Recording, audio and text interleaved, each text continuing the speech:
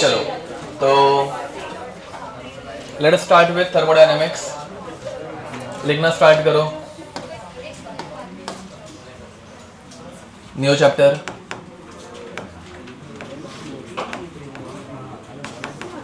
Thermodynamics. ठीक है, thermodynamics में हम लोग क्या पढ़ने वाले हैं? तो थर्मा मतलब नव्या, सीधा बैठो। थर्मा मतलब हीट एंड डायनेमिक्स मतलब मोशन। ठीक है, तो motion of heat, generally heat travels from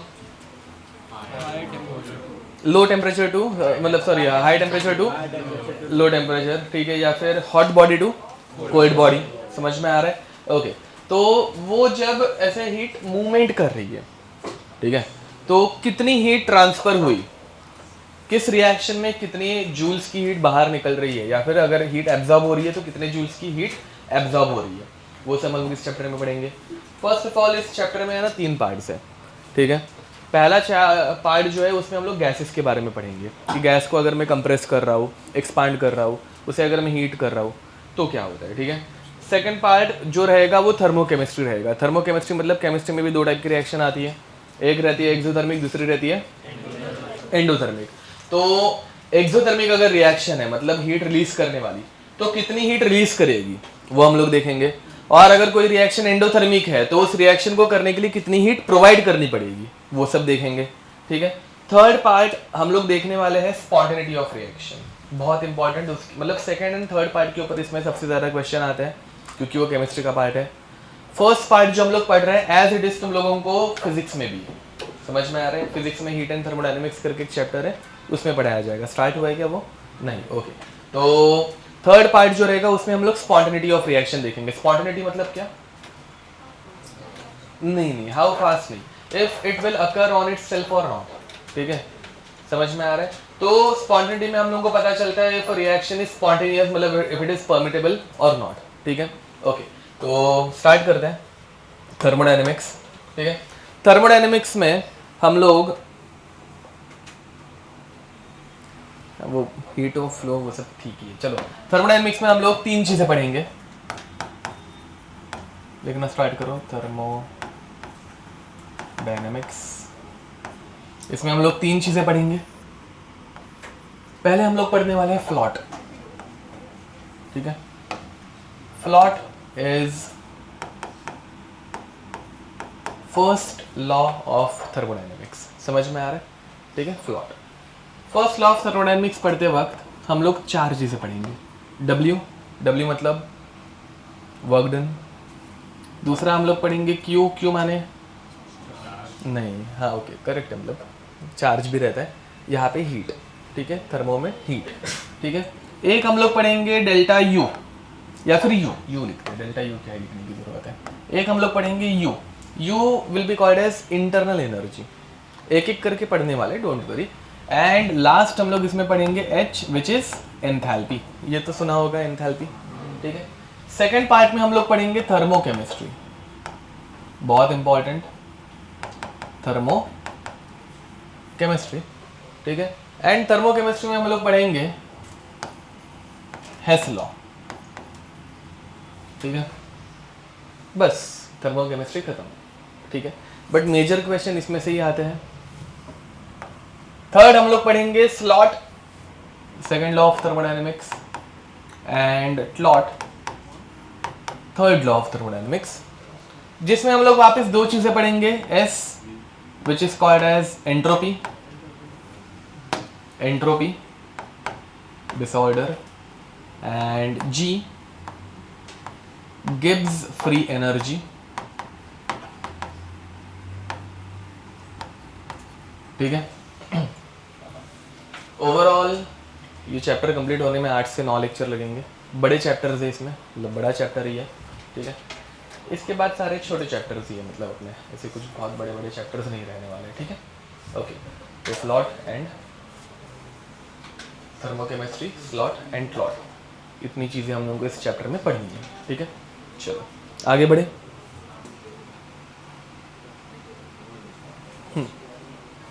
अब थर्मोडायनेमिक्स में हम लोगों को क्या पता चलता है? Advantages and limitations.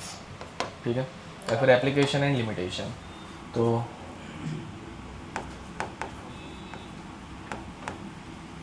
Advantages and disadvantages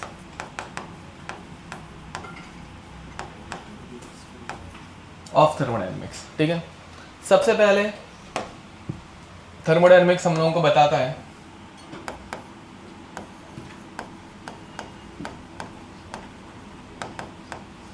spontaneity of process. ठीक है, थर्मोडायनेमिक्स हम लोगों को बताता है if a process is spontaneous और नॉट, मतलब वो अपने आप होगी या नहीं होगी। ठीक है, फॉर एग्जांपल अगर मैं एक रिएक्शन बताऊं HCl प्लस NaOH, ये दोनों रिएक्ट कर सकते हैं कि नहीं कर सकते? कर सकता है, to form what? NaCl and H2O। अगर मैं तुम लोगों को बोलूं NaCl plus H2O giving us HCl plus NaOH, अगर मैं पानी में नमक ऐड कर दूं तो वो मुझे वापस HCl और NaOH दे सकता है क्या? नहीं दे सकता। तो ये कौन सी रिएक्शन हो सकती है और कौन सी रिएक्शन नहीं हो सकती, ये बताने का काम कौन करता है? थर्मोडायनेमिक्स करता है। ठीक है, तो यहाँ पे first reaction is spontaneous but second reaction is non spontaneous. ठीक है, मैं अगर थर्मोडायनेमिक्स को पूछूं कि ये second third reaction Fe plus O2, ये दोनों रिएक्ट करके क्या देंगे भाई? Fe2O3 rust. समझ में आ रहा है? ये रिएक्शन होती है कि नहीं होती? होती है ना, अपने आप होती है। रस्टिंग आयरन की अपने आप होते रहती है। ठीक है, तो दिस रिएक्शन इज स्पॉन्टेनियस और नॉन स्पॉन्टेनियस? स्पॉन्टेनियस। ये समझ पा रहे हो? तो थर्मोडायनेमिक्स हम लोगों को कैसे बताता है वो आगे जाके पढ़ने वाला है। अभी के लिए इतना याद रखो कि बता सकता है थर्मोडायनेमिक्स क्या पता चल सकता है if a reaction is spontaneous और नॉट। ठीक है, बट एक बहुत बड़ा डिसएडवांटेज है, does not give information about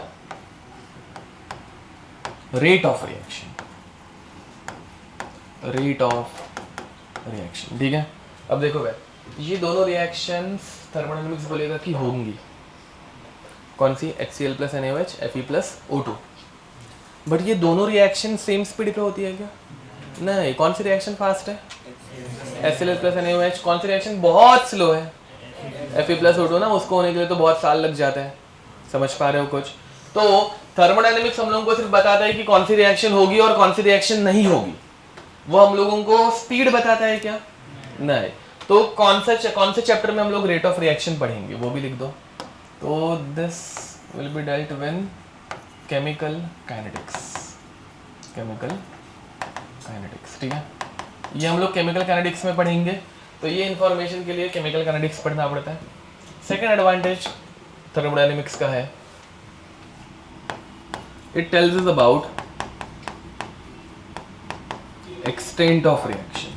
ठीक है, extent of reaction। ठीक है, तो extent समझ में आता है? कोई भी रिएक्शन 100% कंप्लीट होती है क्या?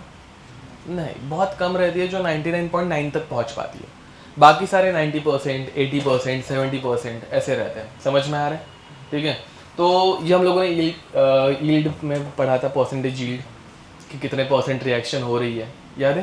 तो कोई भी रिएक्शन 100% नहीं होती, वो कितने परसेंट होगी ये बताने का काम हम लोगों को कौन करता है? थर्मोडायनेमिक्स। ठीक है, बट ये हम लोग इस चैप्टर में पढ़ने वाले हैं क्या? नहीं, ये हम लोग पढ़ेंगे केमिकल इक्विलिब्रियम में। ठीक है, ये तीनों चैप्टर हम लोग एक के बाद एक पढ़ेंगे।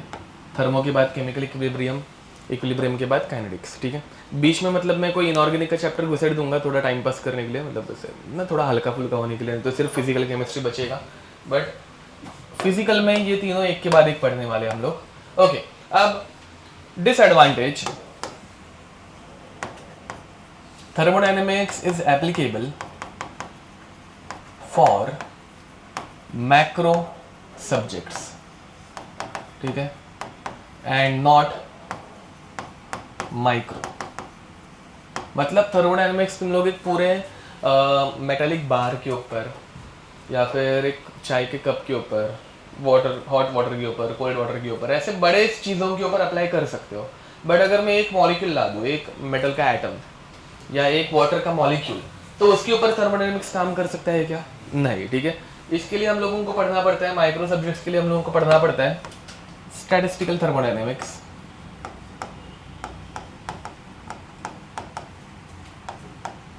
ठीक है, आउट ऑफ सिलेबस,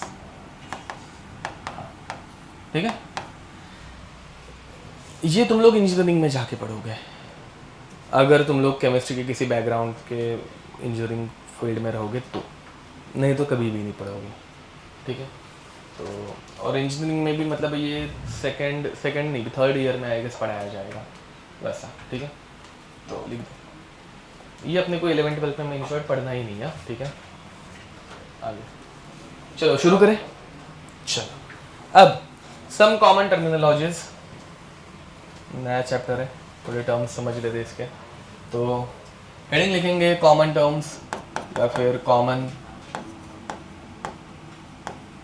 टर्मिनोलॉजीज। सबसे पहली टर्म आती है इसमें सिस्टम, ठीक है, देखो भाई, system, the substance which is under observation, the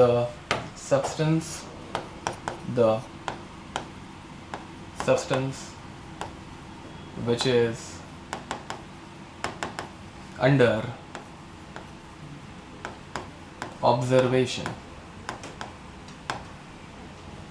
is called as system, ठीक है। सिस्टम को छोड़ के बाकी सारी चीजों को बोला जाता है सराउंडिंग, ठीक है। तो everything else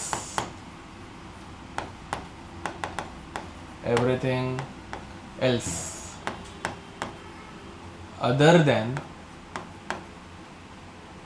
system is called as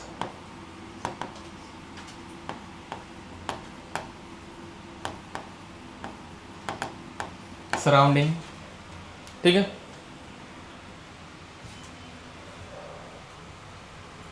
system और सराउंडिंग को सेपरेट करने वाली जो वॉल रहेगी, समझ में आ रहा है, that is called as boundary. उसे क्या बोलेंगे? बाउंड्री। बाउंड्री, इसका definition, the wall which separates the wall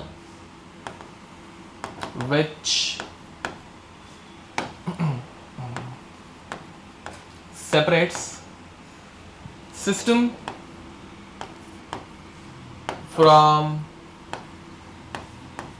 surrounding is called as boundary,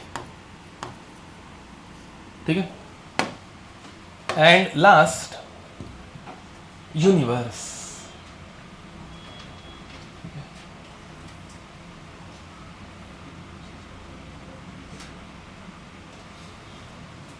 chemistry में यूनिवर्स बहुत छोटा है, सिस्टम एंड सराउंडिंग बस, ठीक है। यूनिवर्स, सिस्टम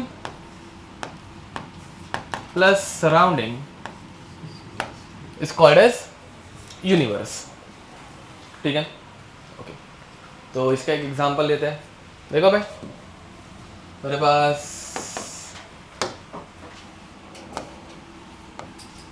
एक रूम है, उस रूम के अंदर मस्त एक गरम चाय का कप है, ठीक है। समझ में आ रहा है? What is my system? हाँ, नहीं कप नहीं, चाय। चाय इज माई सिस्टम, बाकी सब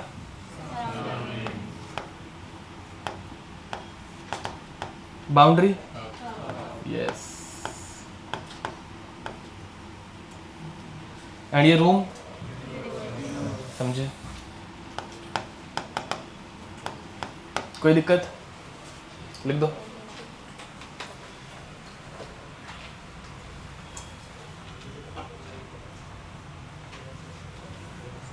तेरी शक्ल इतनी खराब क्यों हो गई है? एकदम उदास उदास, क्या हुआ? नींद आ रही है? ऐसे कॉफ़ी वॉफ़ी लाने का, रेड बुल कैरी करने का चलेगा, हम लोगों को कोई दिक्कत नहीं है ऐसे।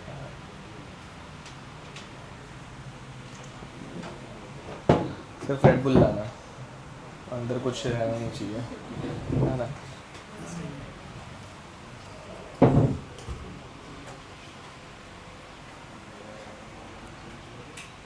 कैसे याद है हमें, कल ही मेरे दोस्त ने, हम लोग ऐसे ही बैठे थे लैब में, मैं मेरा काम कर रहा था, वैसे कंटाला आ रहा है, लगा अच्छा तो बोले तेरा लॉकर ओपन करके देखना, मैंने कुछ तो रखा है। मैं अभी बहुत दिन से गया नहीं था, मतलब कल सेकंड टाइम गया रहूँगा पिछले 2 हफ्तों में, दिवाली के बाद से। तो मैं गया, मैंने देखा ऐसे छोटे छोटे ऐसे मिनिएचर्स रहता है ना, वो ला के रखे थे उसने। मिनिएचर समझ में आया था तुम लोगों को? हाँ, वो ला के रखे थे। मतलब पागल है क्या बे, ये लैब वैब में कि कब से ला के रखने लग गया तू?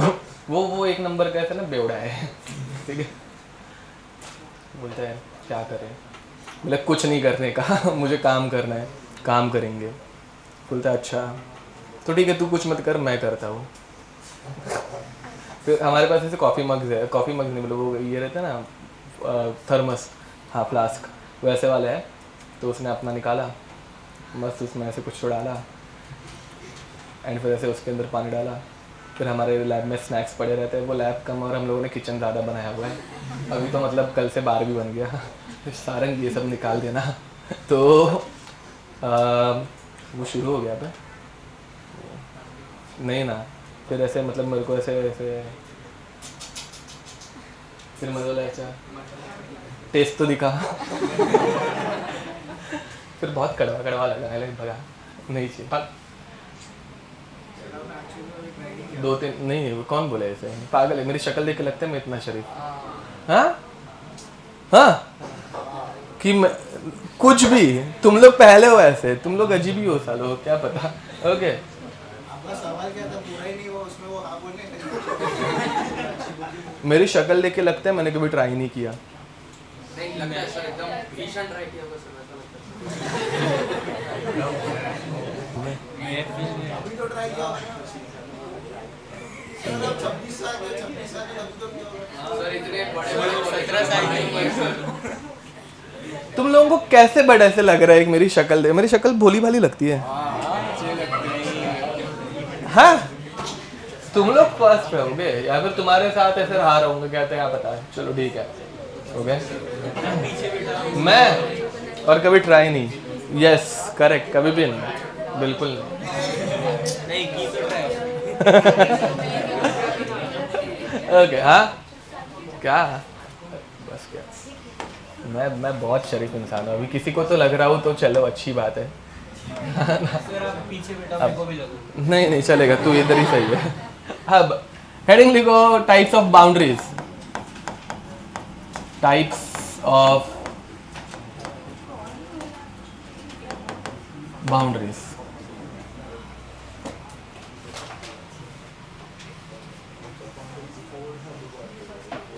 अब टाइप्स ऑफ बाउंड्रीज में सबसे पहले हम लोग पढ़ने वाले हैं real and imaginary boundary. Real and imaginary boundary, ठीक है। इसके ऊपर कुछ क्वेश्चन आएगा ही नहीं, बट स्टिल ठीक है। अब देखो भाई, मेरे पास ऐसा टैंक है, सब जगहों से बंद, ठीक है, एंड इसके अंदर पानी है, ठीक है। Water is my system and this tank is my boundary. ये हर एक जगह से तुम लोगों को बाउंड्री दिख रही है, ओके। मेरे पास फिश टैंक है,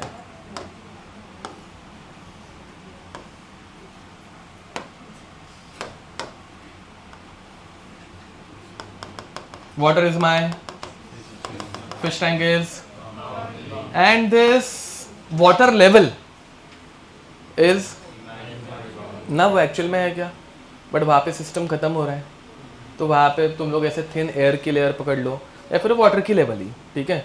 वो क्या बन गई, तुम लोगों की बाउंड्री ही है, बट वो रियल है क्या? तो this is a imaginary boundary. ये रियल और इमेजिनरी में डिफरेंस समझ में आ रहा है? तो this is my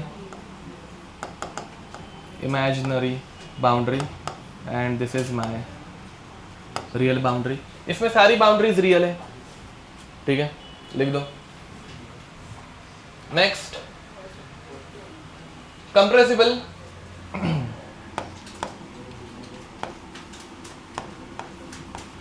compressible and rigid boundary।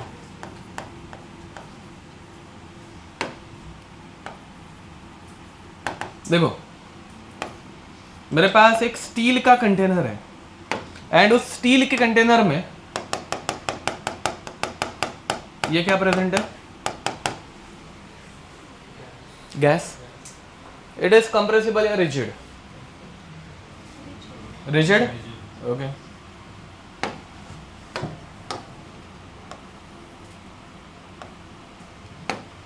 This one is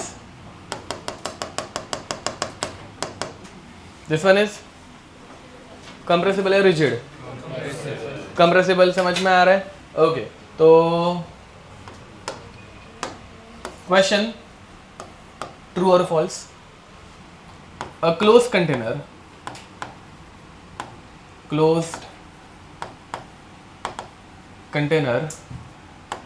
is always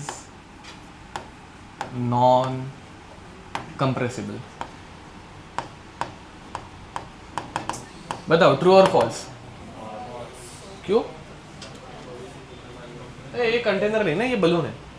इसका कंटेनर मतलब हम लोग कांच का कंटेनर या फिर स्टील का कंटेनर, प्लास्टिक कंटेनर, समझ में आ रहा है? वैसा कुछ लेते तो इट इज अ रिजिड और कंप्रेसिबल कंटेनर। मतलब ट्रू और फॉल्स? चलो हैंड रेस करो। ट्रू वाले, अलग दो आंसर आ रहे हैं। ओके, फॉल्स वाले क्यों? क्या क्या? अरे वो टूट जाएगा ना, कैसे डब्बे को स्क्वीज करोगे? ओके, हाँ, प्लास्टिक की थैली से मतलब किसको? बैंड नहीं, बैंड थोड़ी ना, वो टूट गया फिर मजा नहीं आ रही है कुछ भी। नहीं, देखो इट इज फॉल्स, ठीक है, आंसर इज फॉल्स, ठीक है, उसके बिना थोड़ी दूंगा ऐसे कुछ। But why? बिकॉज ऑफ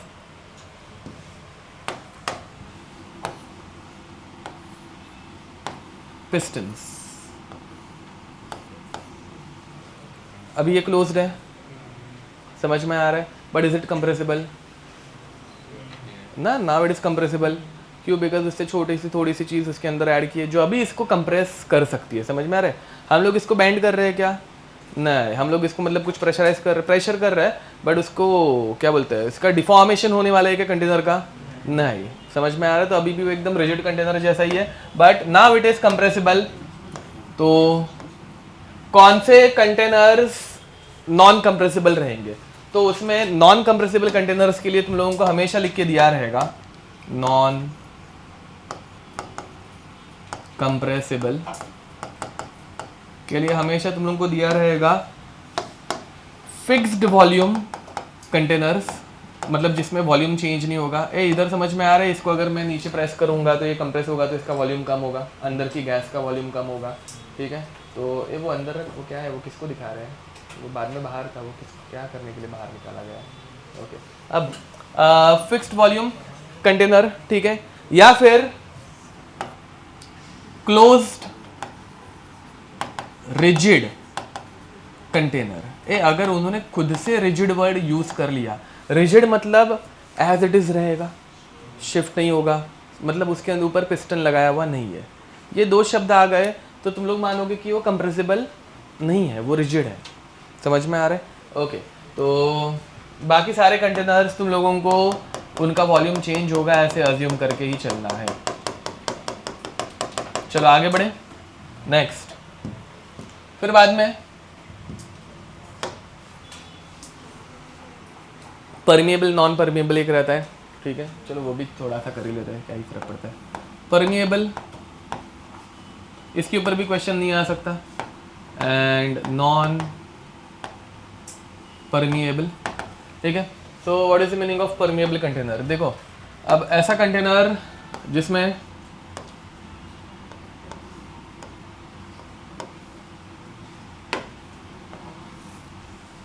अगर यहाँ पे कोई सोल्यूशन है या फिर गैस है जो भी, एंड यहाँ पे एक दूसरा सोल्यूशन है, ठीक है। तो अब ये दोनों सोल्यूशन मिक्स हो सकते हैं क्या? नहीं हो सकते, बराबर। बट अगर इनके बीच में जो बाउंड्री है वो परमिएबल रही, ठीक है, तो अब ब्लू सोल्यूशन और रेड सोल्यूशन एक दूसरे में मिक्स हो सकते हैं, ठीक है। ये ब्लू सोल्यूशन यहाँ से इधर ऐसे जा सकता है एंड ये रेड सोल्यूशन यहाँ से ऐसे जा सकता है, ठीक है। समझ में आ रहा है क्या? चले तुम लोगों का वहाँ पे सीधा बेड पे, ओके, ठीक है, ये समझे, लिखो, ये इम्पोर्टेंट नहीं है। अब लास्ट, ये सबसे इम्पोर्टेंट है, इसके ऊपर क्वेश्चन भी आ सकते हैं, रिसेंट ईयर में 24 में 23 में आया हुआ भी है, ठीक है। अब diathermic and adiabatic boundaries, diathermic and adiabatic boundary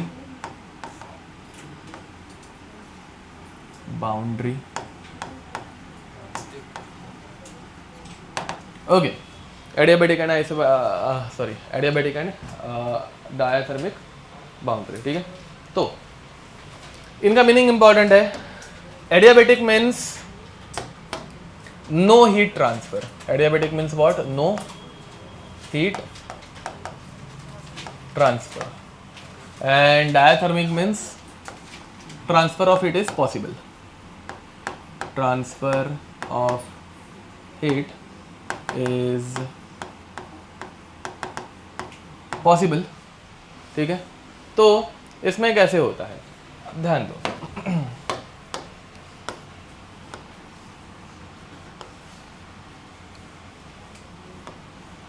If a boundary is diathermic, okay, if a boundary is diathermic and there is a solution, let us say at 25 degrees Celsius, and there is another solution, let us say at 75 degree Celsius, ठीक है। तुम लोग दोनों बातें करना बंद करो ना भाई, इधर तक मुझे ऐसे खुसर खुसर सुनाई देती है, मतलब ऐसा अच्छा नहीं लगता ना बार बार लड़कियों को बोलना, इसलिए मैं अवॉइड करता हूँ सिर्फ। ओके, क्या हुआ? नहीं, तेरी बातें ज़्यादा रहती है। अरे तुझे लेवल समझ में आ रहा है क्या? वो थोड़ी सी बात कर रही है, वो ऐसे बहुत बात कर रहा है वैसा, और ऐसे मतलब तो इसलिए, और कुछ नहीं ऐसे। अब देखो बे बेचारी, अब if this boundary is diathermic, ठीक है, if this boundary is diathermic, तो यहाँ पे हीट ट्रांसफर पॉसिबल है। कहाँ से कहाँ पे होगा? 75 डिग्री से 25 degree, transfer of heat will take place, बराबर। वेयर एज if a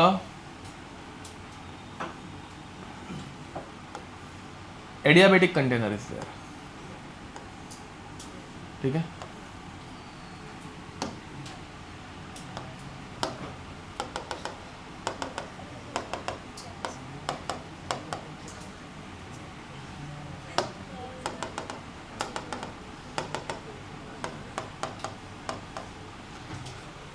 अब ट्रांसफर ऑफ हीट होगा क्या?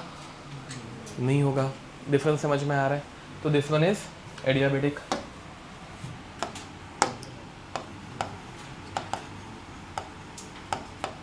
ठीक है। क्वेश्चन इसके ऊपर जेई में आया हुआ क्वेश्चन ही मैं ले रहा हूँ, ठीक है। तो question is container A which is diathermic and container B which is adiabatic. ठीक है, दोनों में 1 मोल मीथेन is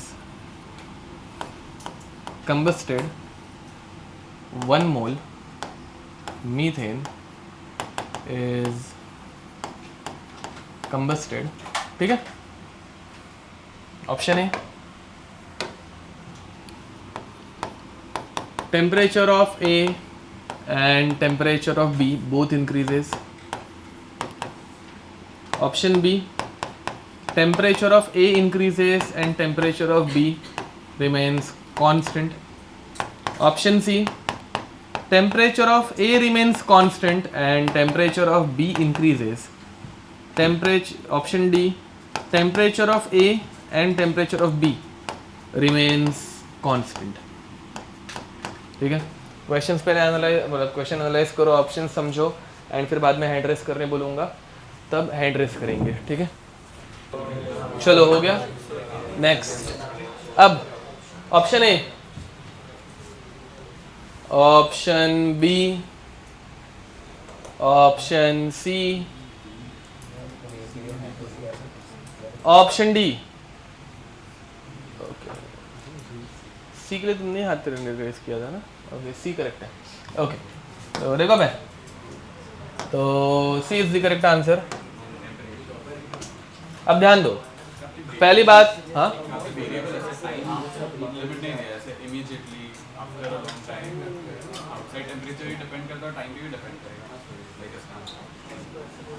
नहीं वो क्वेश्चन इतना ही आया था, नो टाइम वॉज गिवन। ये जेई का क्वेश्चन है, तो तुम कुछ बोल ही नहीं सकते। मतलब मैंने खुद से बनाया हुआ तो रहता तो बात ही अलग थी, बट जे में इतना ही आया था, तो तभी तो तुमको वही डिसीजन खुद से लेना है ना। ओके, तो अब देखो, what is happening, diathermic heat of heat transfer is possible. पहली बात, कंबशन में हीट इज एब्जॉर्ब्ड और रिलीज।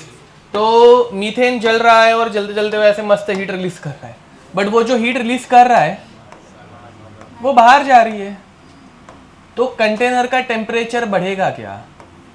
नहीं बढ़ेगा, क्योंकि वो बाहर जा रही है। And see, heat transfer is possible, तो हम लोग हमेशा 100% efficiency, practically no doubt heat धीरे धीरे ट्रांसफर होती है, बट यहाँ पे हम लोग ऐसा सोचेंगे नहीं कि भाई मतलब वो थोड़े टाइम के बाद होगी, 1 घंटे के बाद, 2 घंटे के बाद, नहीं। ठीक है, वो इंस्टेंटेनियसली बाहर जा रही है, ऐसे अज्यूम करेंगे। समझ में आ रहा है? वेयर एज यहाँ पर मीथेन जब हीट रिलीज करेगा वो बाहर नहीं जा पाएगी। ये समझ में आ रहा है क्या? हीट अंदर ही ट्रैप्ड है, हीट अंदर ट्रैप्ड रहेगी तो टेम्परेचर बढ़ेगा। अंदर ट्रैप्ड है ना, मतलब पहले कंबशन के पहले जो टेम्परेचर था उसके कंपैरिजन में अभी बाद में बढ़ेगा हीट के वजह से, तो टेम्परेचर बढ़ेगा एंड यहाँ पे टेम्परेचर कांस्टेंट रहेगा। बात खत्म, समझे? ठीक है, ओके। एंड डाउट लिख दो, मतलब लिख दोगे अभी, इसमें क्या एक्सप्लेनेशन है। नेक्स्ट, अब आगे बढ़े, टाइप्स ऑफ सिस्टम, हेडिंग लिखेंगे टाइप्स ऑफ सिस्टम। ये इतना करते हैं, फिर छोड़ देता हूँ तुम लोगों को। चलो, तो हेडिंग लिखो टाइप्स ऑफ सिस्टम।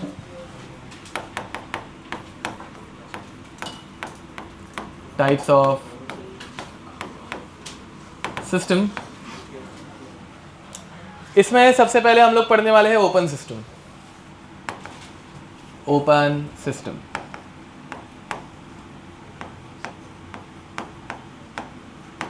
ठीक है। देखो, मैं पहले एग्जांपल दे देता हूँ, फिर बाद में इसकी डेफिनेशन लिख देंगे। एग्जांपल, मैं चाय का कप, ठीक है, गरम गरम चाय, ठीक है। अब मुझे बताओ, ये हीट एब्जॉर्ब करेगा या रिलीज करेगा? रिलीज करेगा, ओके। तो ये हीट रिलीज करता है। पहली बात तो इसमें हीट रिलीज होती है, तो हीट रिलीज होगा मतलब क्यों, पॉजिटिव या नेगेटिव? चलो देखते हैं। हाँ, करेक्ट है। अब मुझे बताओ, टी मतलब चाय, उसकी हीट एनर्जी बढ़ते जा रही है, कम होते जा रही है? फिर कम होते जा रही है। कोई भी क्वांटिटी कम होगी तो उसका चेंज नेगेटिव है पॉजिटिव? नेगेटिव। तो यहाँ पे Q is equal to negative, इसमें कोई दिक्कत? तो ये एनर्जी ट्रांसफर कर पा रहा है, कर पा रहा है। इसमें से मैटर ट्रांसफर हो रहा है, मैटर मतलब चाय या फिर वेपर्स, हो रहे हैं ना बे, बाहर जा रहे हैं, तो ट्रांसफर ऑफ हीट या energy and matter both are possible. समझ में आ रहा है? ठीक है, तो ओपन सिस्टम में transfer of matter and energy both are transfer possible. या फिर मेरे पास एक कोल्ड ड्रिंक है, ठीक है, देखो वैसे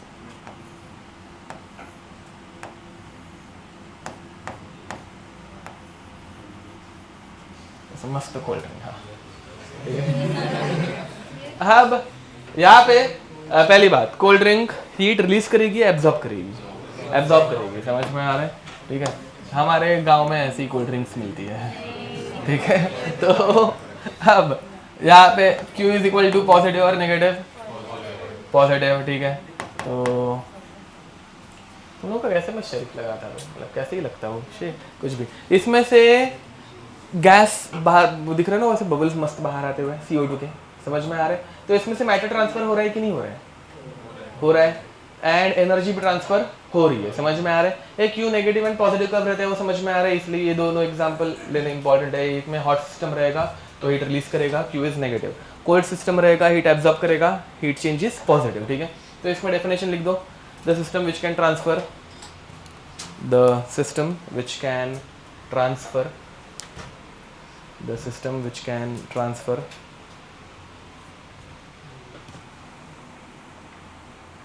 energy and matter both, energy and matter both is called as open system, ठीक है, is called as open system। उसी बदले closed system,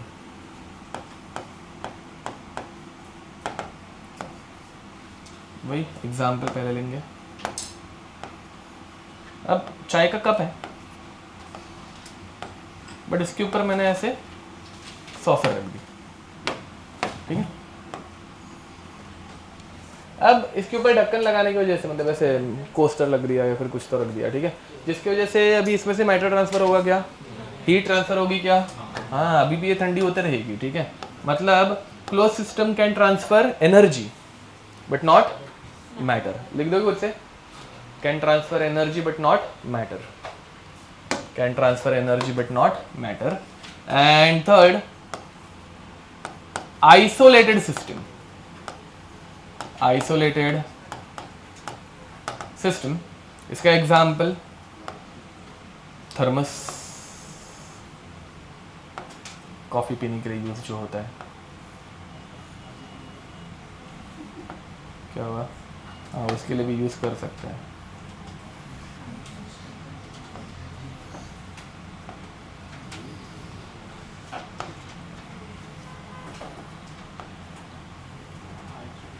ये समझ पा रहे हो, थर्मस इसके अंदर आइसोलेटेड है, तो जो भी चाय कॉफ़ी रखोगे तो वो ठंडी की ठंडी, सॉरी गर्म की गर्म रहेगी, ठीक है। तो इसमें हीट एनर्जी ट्रांसफ़र होने वाली है क्या, नहीं। मैटर ट्रांसफ़र होने वाला है क्या, नहीं। तो can not transfer heat, sorry energy nor matter, ठीक है, can not transfer energy nor matter, ठीक है। 4 मिनट में हो गया क्या ये टॉपिक, क्या करोगे इतने जल्दी घर पे जाके? ए हाँ, होमवर्क बाय द वे, बाकी 33 क्वेश्चंस एंड मॉडल दिखाओगे, मॉडल किसी ने तो लाया रहेगा, नहीं लाया क्या, कोई तो रहेगा एक, तो सब गधे हैं क्या, मतलब कोई भी ऐसे, किसी ने भी नहीं लाया है मॉड्यूल, कभी यूज भी नहीं किया है, तो है दो, हाँ ए चमार दूंगा सालों, नीचे से मैं लाने ही वाला था ऑफिस में से, ऑफिस में रहता नहीं है क्या एक्स्ट्रा की कॉपी, क्या टाइम वेस्ट तो तुम लोगों का ही होता, मैं छोड़ने की तैयारी में हूँ अभी, वो करके ऐसे एहसान कर रही है तुम लोगों के ऊपर, मैं तो इधर रुके ही रहते हैं। बताओ, हाँ चलो बे, रेडॉक्स में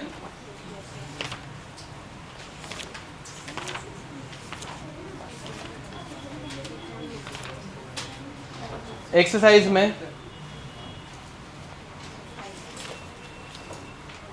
क्वेश्चन नंबर 1 से मतलब पूरी एक्सरसाइज ही करनी है वैसे तो, क्वेश्चन नंबर 1 से लेके 44 एंड जेई एडवांस का भी क्वेश्चन नंबर 1 से लेके 40, ठीक है।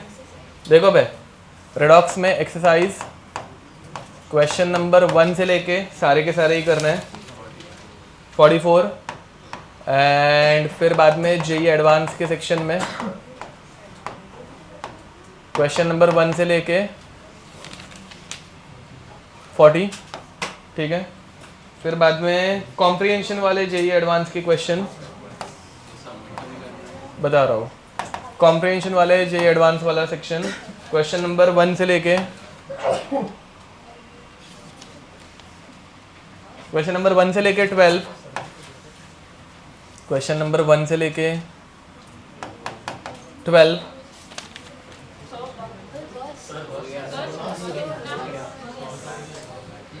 इसके बाद वाला तो कुछ भलता ही है, मतलब ये इस चैप्टर का ही नहीं है। हाँ, फिर बाद में चुप है, क्वेश्चन नंबर 18 से लेके 25 कॉम्प्रिहेंशन में ही, 26 से लेके 28, 29 से लेकर 32, ये मतलब ऐसे कॉम्प्रिहेंशन है ना भाई 1 2 3, उसकी वजह से थोड़ा सा ऐसा चुप है। 33 से लेके 30, रुको तो 33 से लेके 41 तक, बस हो गया इतना। चलो अब तो देखो रुको भाई, नेक्स्ट लेक्चर कब है? अभी ट्यूसडे, मंडे, जो भी है चलेगा। तो मंडे ना, तो फिर आज है फ्राइडे, सैटरडे, संडे एंड मतलब 3 दिन हो गया, ठीक है। तो 3, हाँ वो उससे मुझे कुछ लेना देना नहीं है। तो 3 दिन डेली 20 क्वेश्चन तो आराम से इसके हो सकते हैं। तो 20 3 60 क्वेश्चन, 60 क्वेश्चन 33, कितने बचे उधर? 39 और इसके 1 से लेके 21 तक, ठीक है, समझे? ये तुम लोगों को करना है नेक्स्ट मंडे को, ठीक है। एंड फिर बाद में नेक्स्ट क्या बोलते हैं, फ्राइडे, नेक्स्ट फ्राइडे तक इधर तक तो नहीं, इधर तक क्या 140 क्वेश्चन हो जाएंगे ना तब तक। 140 मतलब ये 60 हो गए, 60 प्लस इसके 23 प्लस 40 63 मतलब इधर तक, ओके। ये फ्राइडे तक करना है, ठीक है, फ्राइडे। एंड इसका up to question number 21 plus marks का 61 से लेके 99, ठीक है। तो क्वेश्चन नंबर 21 तक इतना मंडे तक करना है, ठीक है। प्रथमेश को फोटो भेज देना। एंड फिर बाद में इसके बाद वाला ये जो है वो नेक्स्ट मंडे तक कितने क्वेश्चन हो गए? ये 18 से लेके, अच्छा प्लस सम अदर होमवर्क, ठीक है।